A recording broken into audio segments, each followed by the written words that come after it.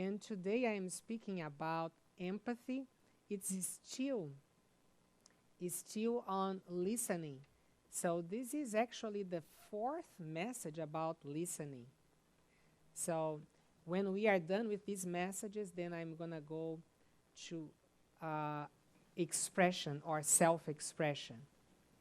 And let's see the Bible text that is the one that I am using always.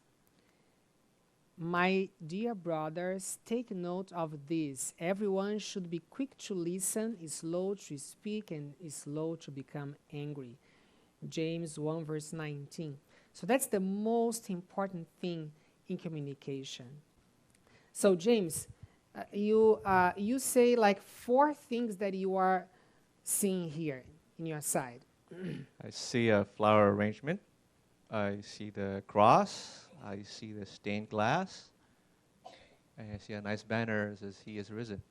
Okay, thank you very much. Okay, now, Myla, you're going to say four things that you are seeing at this side here. I see people and the monitor, camera, and the exit sign. Mhm.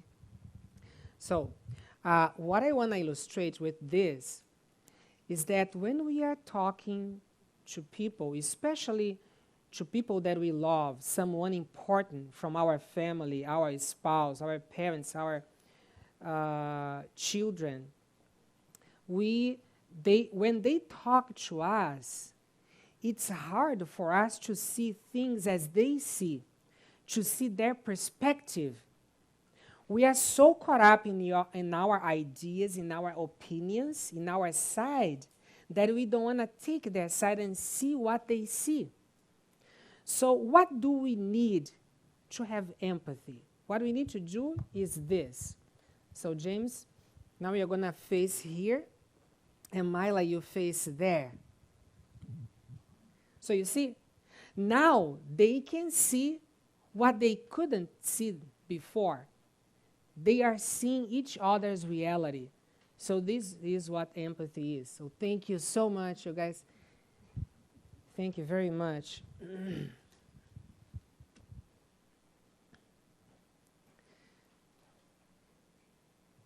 The biggest gift we can give to someone is attention.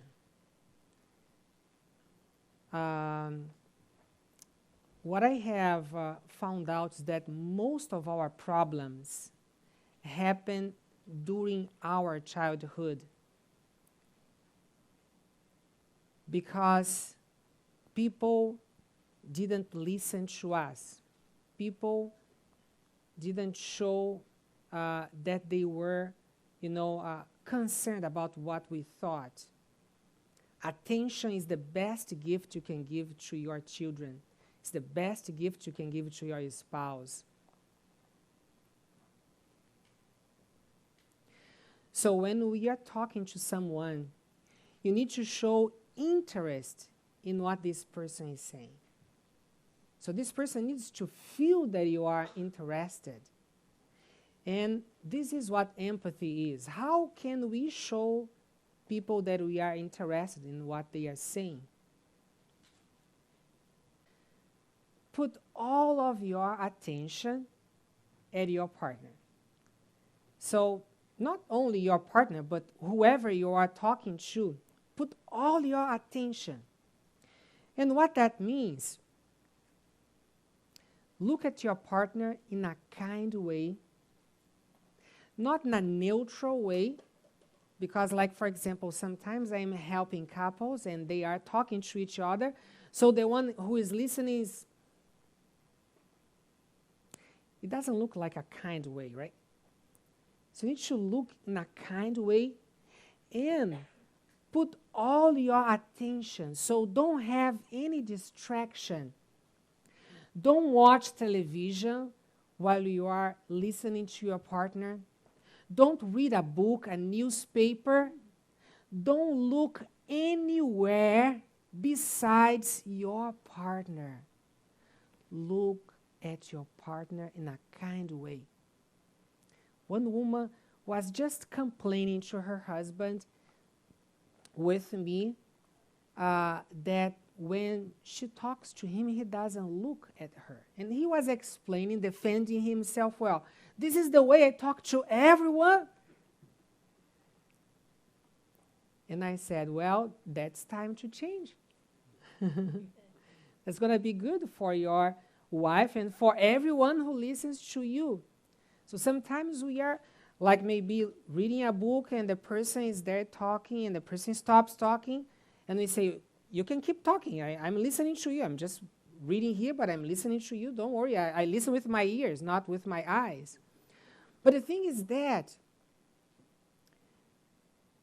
I don't know, but there is something in the eyes that when we are talking to someone and that person puts the eyes, have the eyes on us, we feel like we are important. We feel like the person cares about we are talking. And it's so simple, right? Your body language is very important.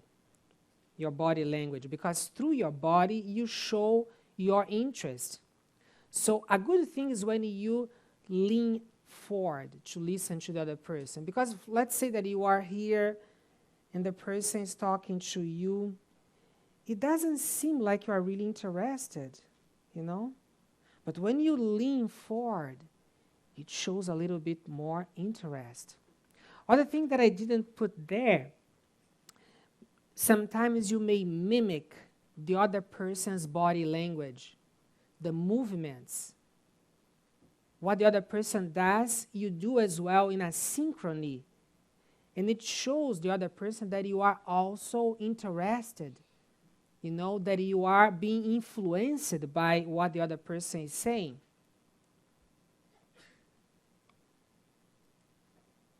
Okay, and the other thing, listen with respect. Do not do gestures of disapproval, rejection, or ridicule. So I might ask you guys, for example, what a gesture of disapproval might be. But let's say that the person is talking to you and you start, especially if you do, or maybe moving your shoulders like this, right? So some gestures, you start laughing at the other person. So you need to be very aware about your eyes, your face, your gestures. All of these shows respect, interest. Say, Something so simple, right? But the way you say,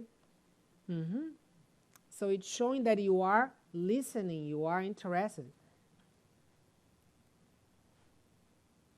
And nod your head in approval, like if you are approving what the other person is saying. So, very simple things. And these things, if you see, they are very ordinary, right? They are very ordinary, but they are really powerful. Romans 6, verse 34. Or don't you know that all of us who were baptized into Christ Jesus were baptized into his death? We were therefore buried with him through baptism into death, in order that just as Christ was raised from the dead through the glory of the Father, we too may live a new life. So, empathy is dying to ourselves. And this is also what I said to you before, losing. And it's really how we can do this in a practical way. So first thing, become your partner. So when we are talking to your partner, when you are listening to your partner, imagine that you are your partner. So try to see things through the eyes of your partner. So imagine that you are your partner, and also imagine how you would be if you had grown up under the same circumstances your partner grew up. How would it be, for example, if you had the same parents, If you had gone to the same school, to the same church, were born in the same place, and now imagine you had the same genes, how would you be? You would be like your partner, right? Yeah. You would be very similar to your partner if you had the same experiences, the same traumas, the same circumstances. So the thing is really how we can see things through the eyes of our partner. Active listening. I don't know if you guys have heard about active listening, but active listening is how you can listen to someone and be active at the same way. Or, in other words, listening is not a biological or physical thing only. Listening is mental, is spiritual. So first thing, you repeat what your partner said with your own words. And when I was starting to study about this, I thought, well, that seems like a parrot, right? The other person speaks, and you repeat what the other person said. Doesn't make sense. But I understood this a little bit better when I had a couple, and I was doing this role play, this empathy role play with them. So the wife was saying something about their son. She would like the father to be a little bit more disciplinary and ask the son to do things in the house. Because this father was created and his mother did everything. She cleaned the house, organized the things, so he didn't do anything in the house. So he wanted to raise his son the same way he was raised. But she wanted him to help her to ask his son to do chores. So she told him, I would like you to ask our son to do chores and to help me in asking him to do chores. So when he was showing empathy, he said, well, you think that our son should do chores in the house and I should ask him. I said, well, this is not exactly what she asked you, what she said. What she said is that she wants you to help her asking your son to do chores. And when you said you think, that really wasn't good. So, can you do it again? And then he tried again, and it wasn't good again. So I told him, that's not what she has said. Try it again. And he did again exactly as she said. When he did that, she started crying. She became so emotional, so happy. And he said, what? What is happening? And she said, it's the first time ever that you heard me and that you showed that you understood me. Can you guys see the power of a simple thing, repeating what the other person said with your words? And you can start in two different ways. If you want to be sure that you speak what your partner said, you can say as. So let's say that James and Myla are talking about something, and Myla said something to James, and then James says, as Myla, I. Okay? As Myla, I. So this helps him to stay with her reality. Another way is you say, you said. And there are some ways that are not very good. For example, avoid saying, I understand. So when another person talks to you or your spouse talks to you and then you say, I understand that you. When you say that, maybe you didn't understand, right? Maybe your partner doesn't feel understood, and you say, I understand. So now, how can your partner give you feedback and say, you know, I didn't feel understood? So avoid saying, I understand. Or for example, it seems to me that you, so like when you start, it seems to me that you, what do you think may come up as a consequence of this? Like you are analyzing, like you are a psychologist, so it seems like you have, you know, so that's not a good way of starting. And try to identify your partner's feelings. This is very crucial because some people, they don't open up about their feelings. Sometimes they even don't know how they feel. But then you try to see, you know, try to imagine, put yourself in their circumstance, how they feel. How would you feel if you were in their place? Or by what you know of them, how do you think they feel?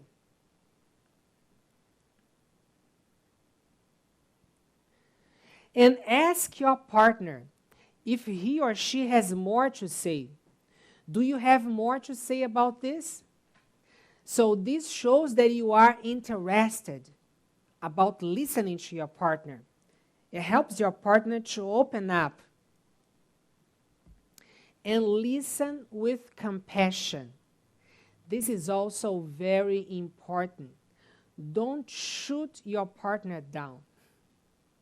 Because many people, they open up, they become vulnerable, but they are shut down. And what happens? They don't open up anymore. You know that there are couples, there are spouses that don't open up to their partners. Because in some point in their relationship, they were shut down. So they thought it's not okay to be vulnerable. I cannot be vulnerable, because if I am vulnerable, I may have consequences. And some people were shut down in their childhood. And when they come to the marriage, they don't want to open up. They are afraid. They don't trust. They don't have trust.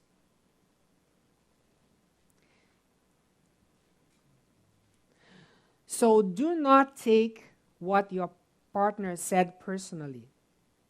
So let's say that your partner tells you, I am really upset with you. What is your tendency? To defend yourself, right? You want to defend yourself, but how can you be empathetic? How could you show empathy if your partner says, I am upset at you? I'm sorry to know that you are upset at me. Tell me more. How do you feel? So, be inviting.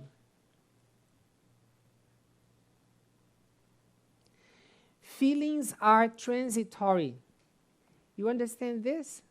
You know that there was a couple that I was helping, and they would do a role play during the week before coming to session. And they were not actually married. They were only dating. But the man, he was postponing every day of the week the role play with his girlfriend. Until the day that they would come to session, they scheduled to be together at 3 p.m. to do the role play together. But he wasn't able to come at 3 p.m. and he said, well, wait for me. I am really late here. I'm still working. I'm going to be with you. And finally, he didn't come to the role play. So they came to session, and she was so upset with him. You know, I think that I never saw someone so upset as I saw her. And he was even afraid of her. But then I put them to do the role play together. And she told him, I am really upset at you because I'd like you to take this seriously. And we we had agreed that we would do this role play during the week, and you've been postponing every day. And today that we had agreed to meet at 3 p.m., you didn't come, and you left me waiting for you. And we are here, and we didn't do the role play. And then he showed empathy. You are upset at me because I promised you that we would do our role play. I didn't, every day I was postponing, and I let you down today again. You are disappointed, you are frustrated at me for not fulfilling my word. And you guys know that at the end of the role play, she was okay, she wasn't upset anymore. So that's so interesting because feelings come and go. Think about this, feelings come and go. And when you accept the other person's feelings, you are helping that person to overcome the negative feelings. Let's say that your child is upset. Your child is crying. And then you say, stop crying or I'm going to give you a reason to cry. You think that it's going to help your child to be less upset? What is going to go? That child is going to stuff the feelings inside. It's going to repress the feelings. But when you accept the child's feelings, you are helping that child to overcome the feelings. So when you are open to your partner's feelings, to your spouse, to your child's feelings, when you show acceptance, understanding, you are helping this person to overcome the negative feelings. Do not speak about yourself. You know what that means? This is really hard for people to understand about empathy, how you show empathy. But when we do here the role play, you guys are going to understand much better. But do not speak about yourself when you are showing understanding or when you are showing empathy. So let's say that your spouse comes to you and complains, I don't like when I talk to you and you watch television at the same time. And you say, and I don't like when I'm talking to you and you don't stop cooking. What's happening here? This is lateral communication, okay? Or because she is speaking about something. She's complaining that you watch television, then now you complain about other thing. So what happens? When you are showing empathy, stay with what the person is speaking. Don't speak about your reality. Stay with the person's reality. So if she says, I don't like when you watch television when I talk to you, so you say, so you don't like, you feel frustrated that I watch television when you talk to me. How do you feel when I am watching television while you are talking to me? So you see, now you stayed with the person's reality. You don't spoke about yourself. You are staying with what she said.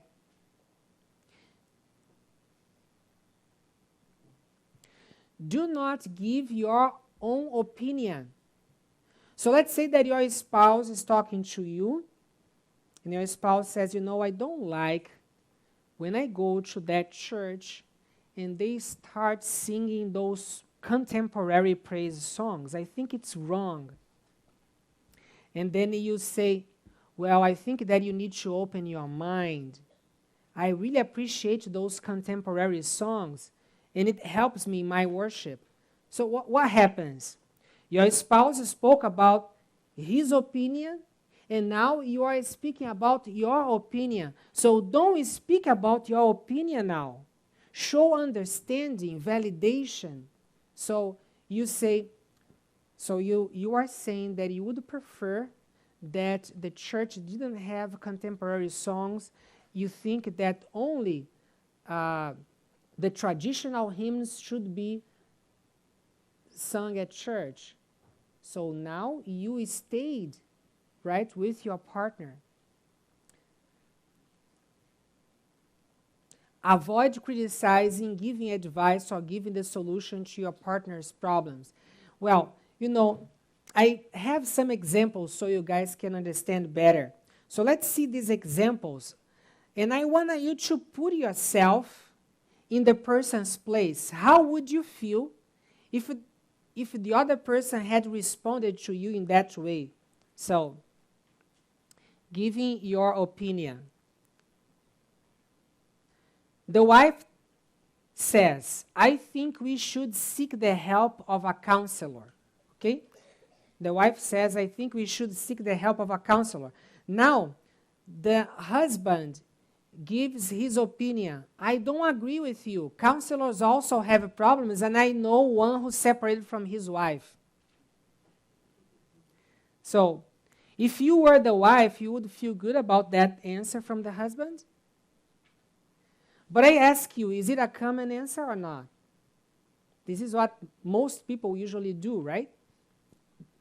Now, let's see another answer. That's empathetic answer. You are concerned about our relationship, and you think that a counselor might help us to overcome our problems. Would you tell me more about what you think?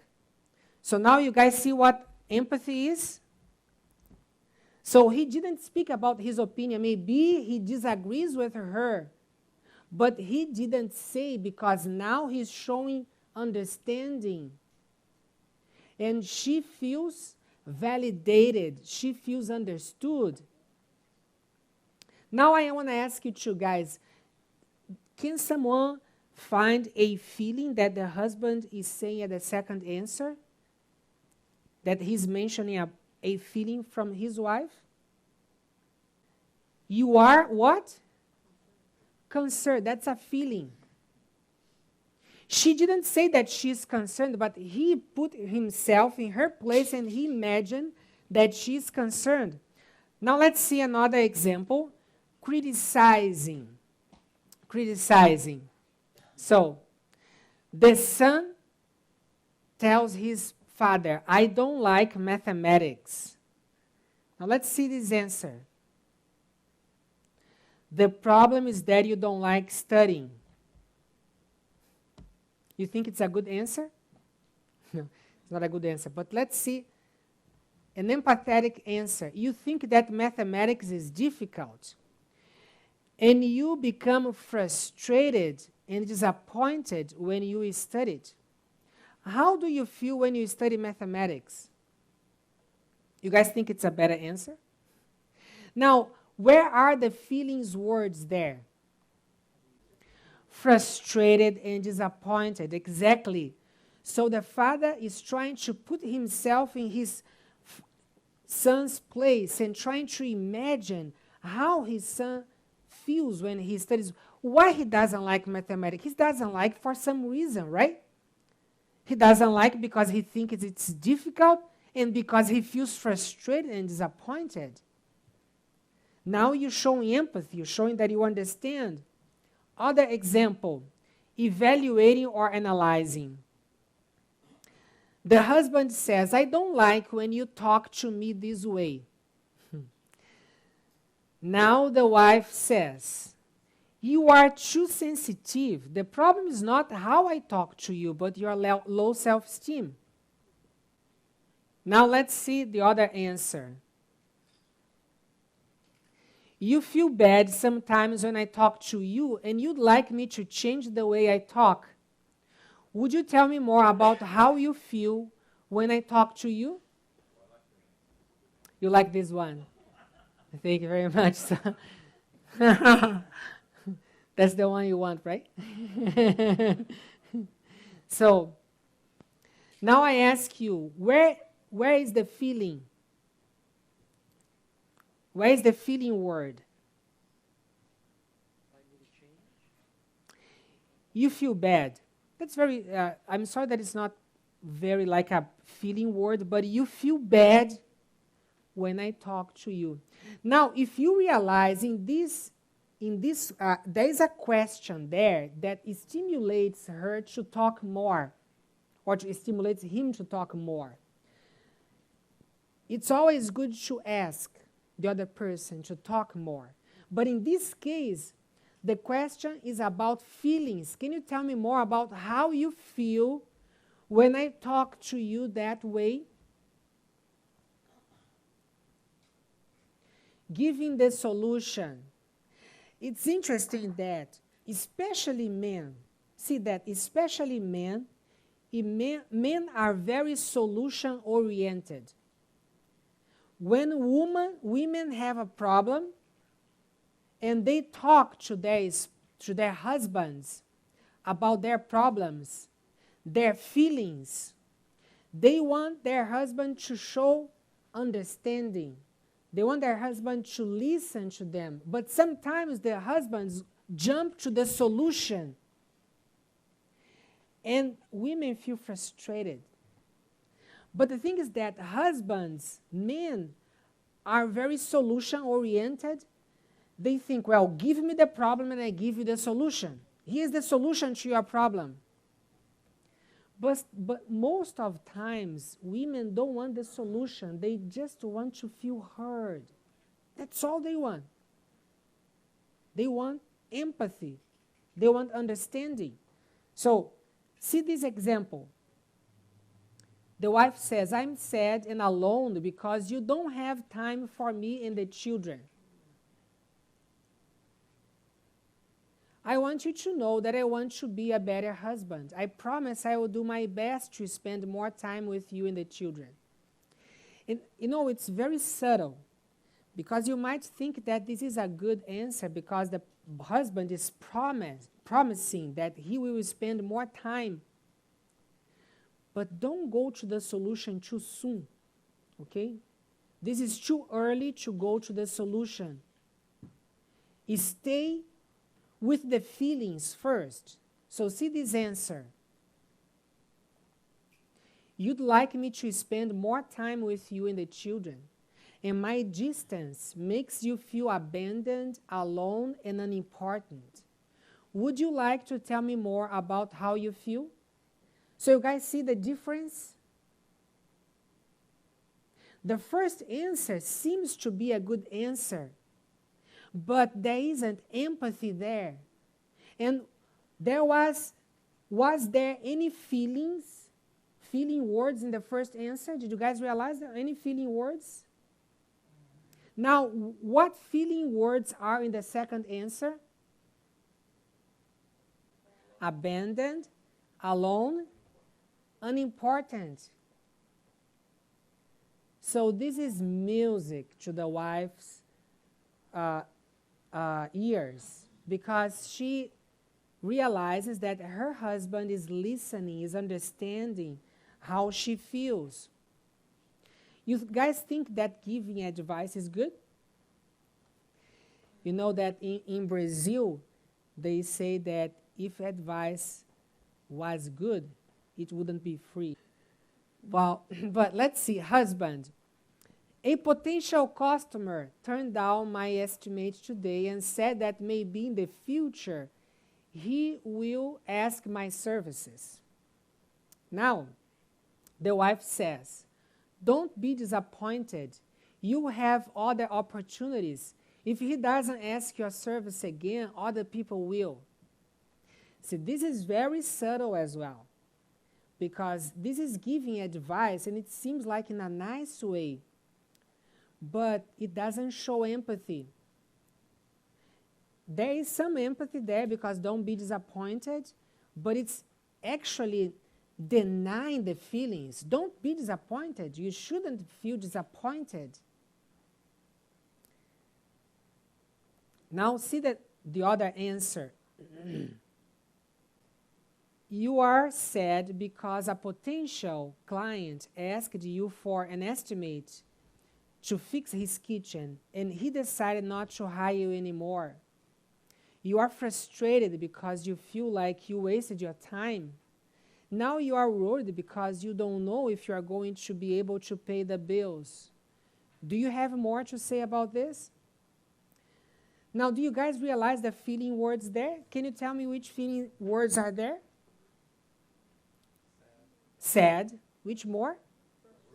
Frustrated. And what's the other? Worried. Thank you so much. You guys are so good students. That's absolutely awesome. You make me really happy. The most important thing is this.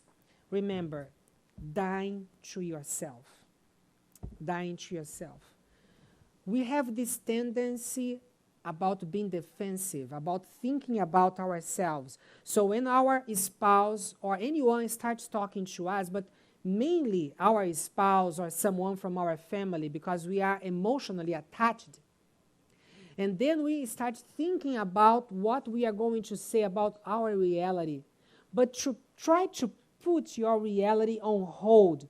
Try to put your thoughts, your beliefs, your opinions on hold and stay with the person.